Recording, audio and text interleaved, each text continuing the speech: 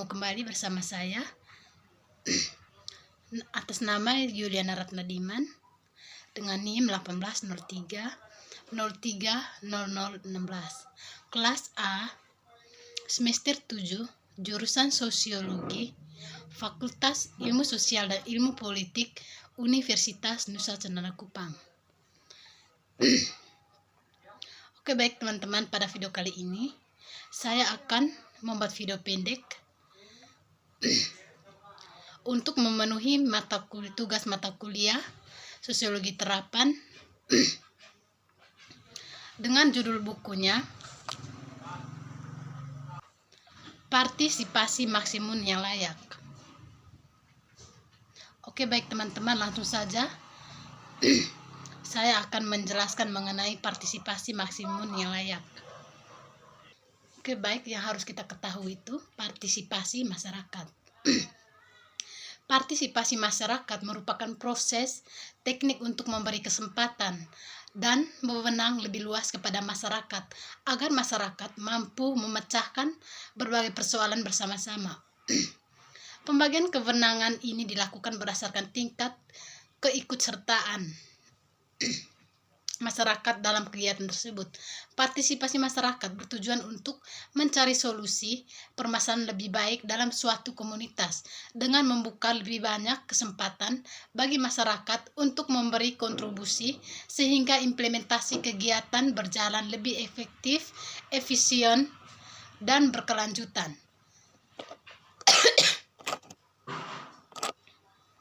Sejalan dengan tuntutan masyarakat akan keterbukaan dalam program-program pemerintah, maka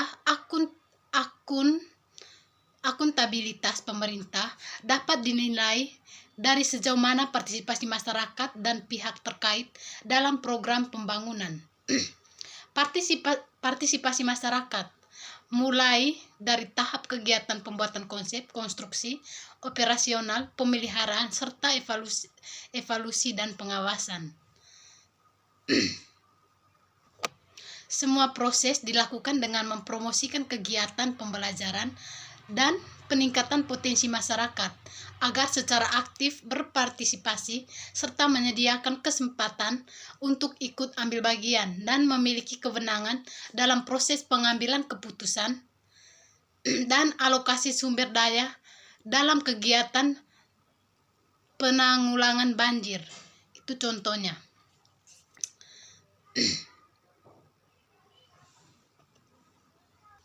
Oke, baik, selanjutnya badan aksi masyarakat harus disediakan untuk pejabat terpilih dan perwakilan sektor swasta.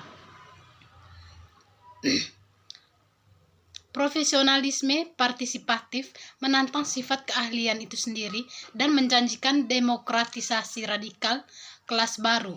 Paling buruk itu diabadikan paternalisme kesejahteraan yang berusaha dihilangkan dan dipinjamkan ke apropriasi oleh kaum konservatif yang bertekad membongkar institusi-institusi utama pasca kesepakatan baru negara kesejahteraan.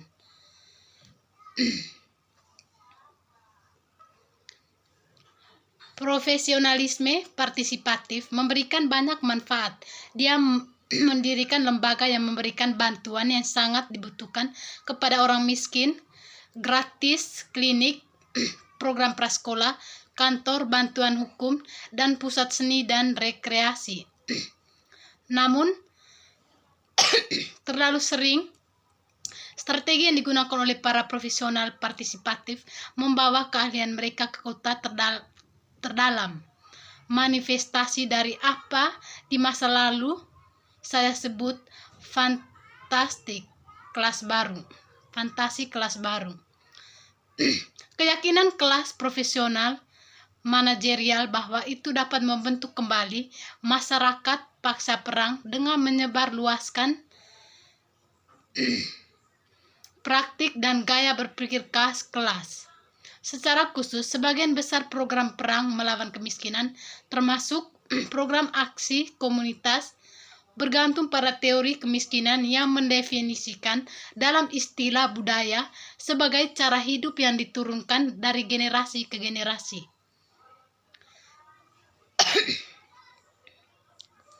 Program perang melawan kemiskinan berharap untuk campur tangan dalam budaya itu.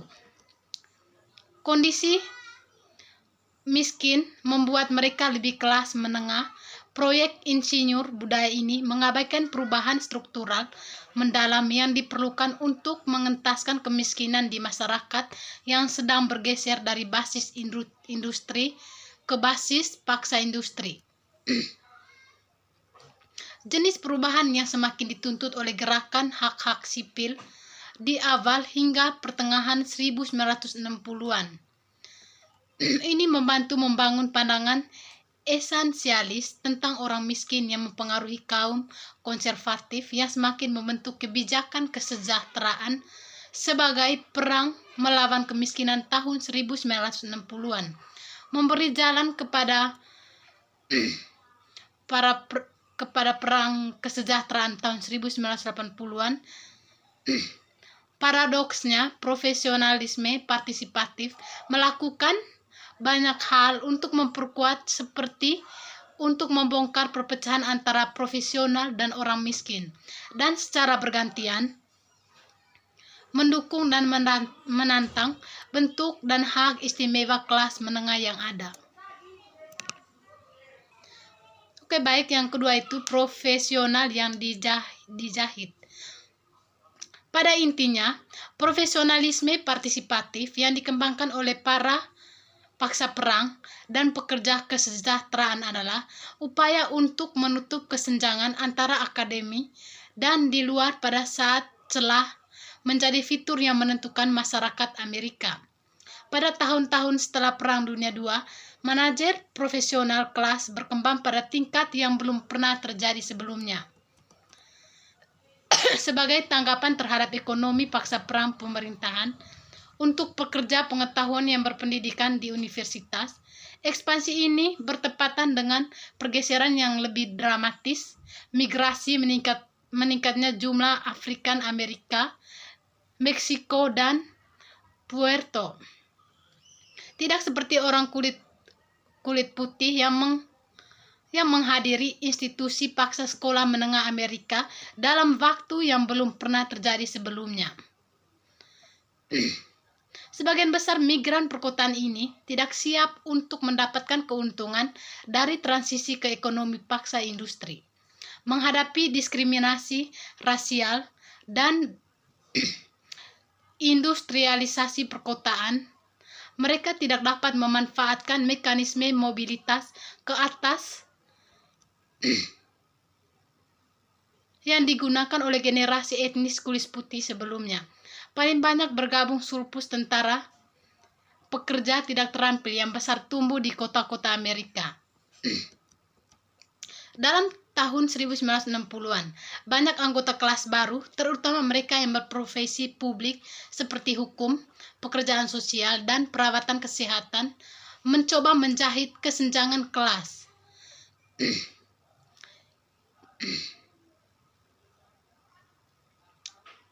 Istilah Brin ethos partisipatif mereka adalah ekspresi utama terakhir dari profesionalisme vali sosial yang membimbing banyak profesional di babak pertama dari abad ke-20.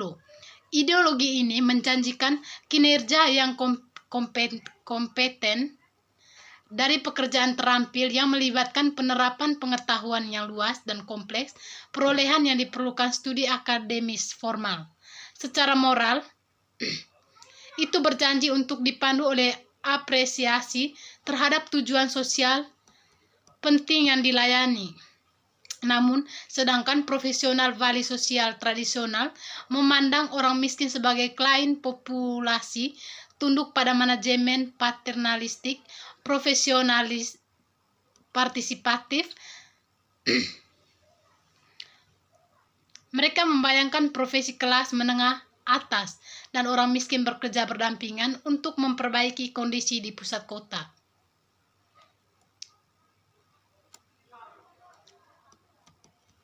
Ide ini menemukan rumah yang siap di dalam Partai Demokrat yang semakin membayangkan dirinya sebagai partai yang akan membentuk koalisi profesi, perkotaan, dan minoritas. Oke, baik teman-teman, sekian dari video pendek yang saya buatkan di atas. Semoga video yang saya buatkan di atas bisa bermanfaat untuk kita semua. Dan untuk teman-teman, jangan lupa nonton, like, komen, dan subscribe. Selamat menyaksikan.